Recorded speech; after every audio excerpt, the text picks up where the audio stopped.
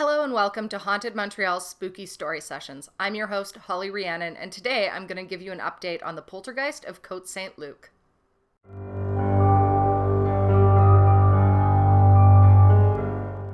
With over 500 documented ghost stories, Montreal is easily the most haunted city in Canada, if not all of North America.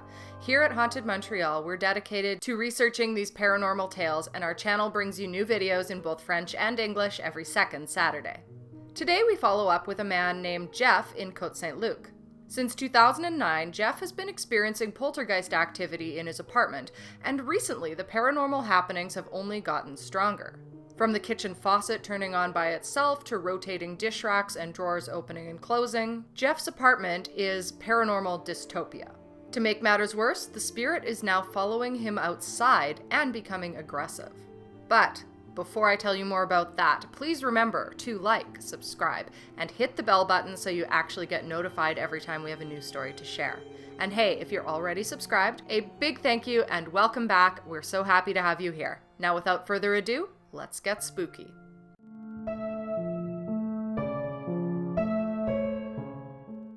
Montreal is a city with a lot of recorded poltergeist activity. From the knot-tying poltergeist of St. Famille Street to the rug-throwing spirit described by Sherlock Holmes author Sir Arthur Conan Doyle, Montreal has more than a few of these paranormal creatures. Today, we are following up with a man named Jeff in Côte-Saint-Luc regarding his own ongoing poltergeist activity. Jeff had originally contacted Haunted Montreal in the summer of 2021 to explain his unusual situation. After investigating, Haunted Montreal published The Poltergeist of Côte-Saint-Luc in August of that year, and here on YouTube we spoke to the story in March of this past year. Since our first blog, Jeff has continued sending updates on all of the poltergeist activity in his apartment and now outdoors, and we're going to share these encounters with you. Jeff wrote, "Since my last report of mysterious poltergeist activity over a year ago, there have been many more mysterious poltergeist events taking place in my apartment. One of the most common phenomena is objects rotating themselves 90 degrees, including cereal boxes, sponges, a dish rack, and a chair. Jeff is constantly baffled by these paranormal movements and has no idea which object will be seen rotating next." In another case, Jeff was getting ready to take a shower. He glanced up at the rubber bath mat, which he had left hanging over the shower curtain rod to dry off after his last shower.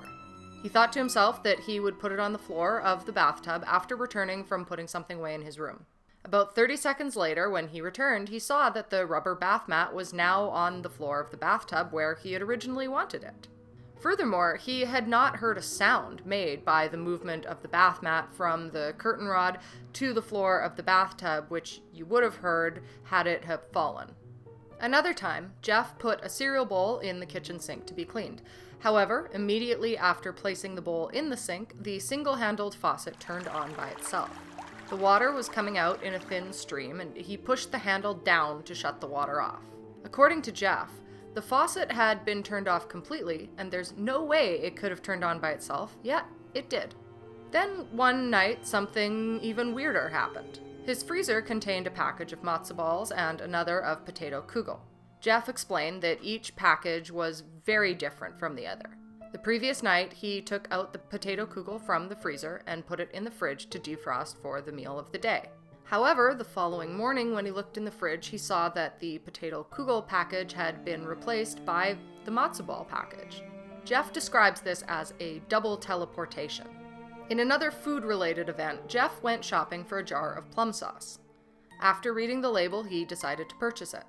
When he got back home to unpack his groceries, he was shocked to see that the plum sauce he had just bought was now a jar of General Tao sauce. Jeff speculated that the situation was likely a poltergeist practical joke.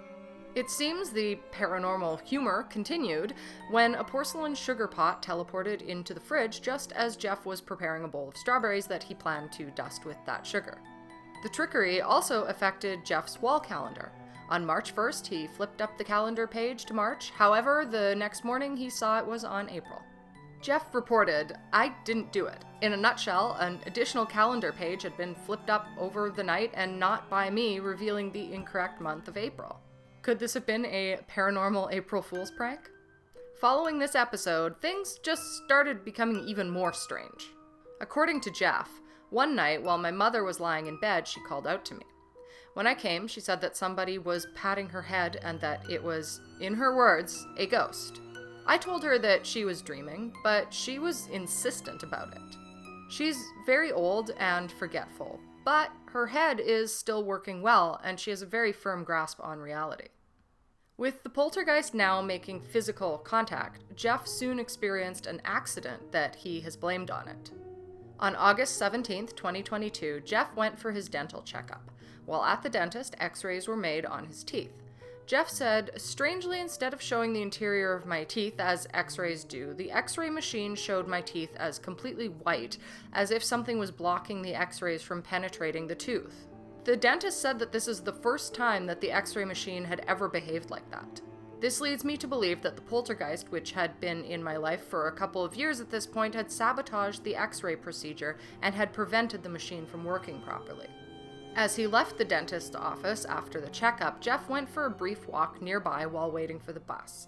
He wrote, "As I stepped off the curb in the middle of the block of a quiet street, I toppled over and fell on my face, resulting in scratches and bleeding, and also hurt my hand, wrist, and arm while trying to break the fall. I'm thinking that my bad fall might not have been so innocent." Jeff added, "Stepping off a low curb, even while not watching my step carefully, should not have resulted in a fall. Yet I tumbled forward and down forcefully. It was almost as if I were pulled by a force acting horizontally on my upper body, pulling me forward. But there was insufficient forward momentum to cause me to fall like that."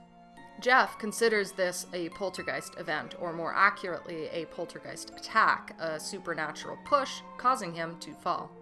He feels threatened now, writing, "I was actually injured and had to go to emergency with x-rays showing bone fractures in my elbow joint, persistent aching, and reduced range of motion in my arm. To me, this is serious. A supernatural entity capable of doing something resulting in injury and potentially death is a serious threat for which there is no defense. It suggests that humanity is vulnerable to attack by supernatural forces." Upon reflection, Jeff concluded, "These poltergeist phenomena have forced me to consider what kind of universe we live in that would permit these supposedly impossible events to happen. Indeed, I am compelled to doubt the existence of a material universe altogether, since physical objects as we think of them should not be able to behave in this way.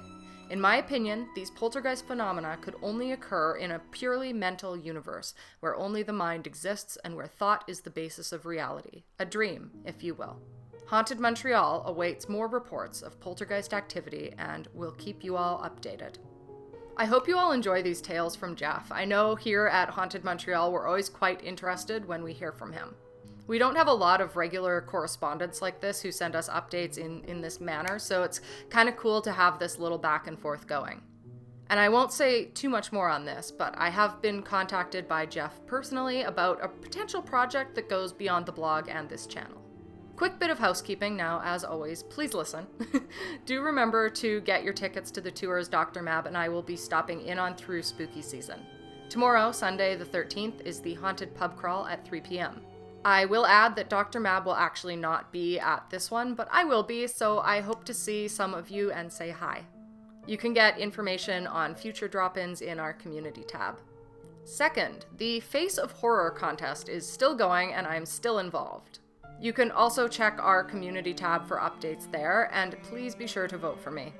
You get one free vote a day, and if you happen to have the funds, you can purchase more votes via donation to the Starlight Children's Foundation.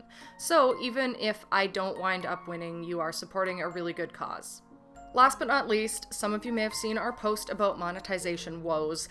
This is still something I'm trying to work out. It's been an incredibly frustrating, demoralizing process that started on August 22nd and has yet to be remedied. Not to go on about it too much more, but we have opened up a coffee account, so if you would like to buy me and Dr. Mab a coffee to say thanks for the work we do here, it would be really appreciated. Of course, any funds that are related to Haunted Montreal tips, merch, etc. support the growth of this endeavor, so we both thank you. Are you a Montreal resident or perhaps a tourist who has had a strange experience in Côte-Saint-Luc, or maybe in your own home, no matter what the neighborhood? If so, we would love to know. As always, we want to hear your theories about what could be going on. If you'd like to start up a conversation with our team like Jeff has done, our email is info@hauntedmontreal.com. Thank you so much for stopping by. If this is your first video, we do hope you'll stick around for the next one. We post videos in both French and English every second Saturday. If you'd like to learn more about the organization founded by the talented Donovan King, it's all listed in the description down below, along with links to purchase tickets to in-person haunted storytelling tours. Remember to like, subscribe, and leave a comment. We'll have a new video out in a couple weeks, but until then, stay spooky.